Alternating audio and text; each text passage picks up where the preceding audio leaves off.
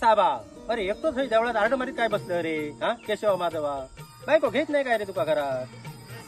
बरोबर हा पण माझा जरा आवाज जरा खणखण देऊ दे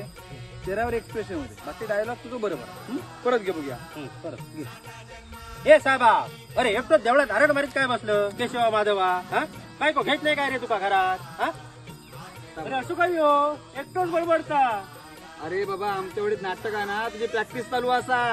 काय म्हणतो कधी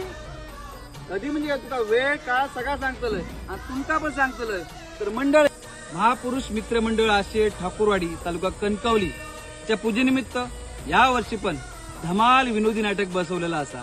उषा परब लिखित आणि दिनेश पाटील दिग्दर्शित धमाल विनोदी नाटक स्वर्गत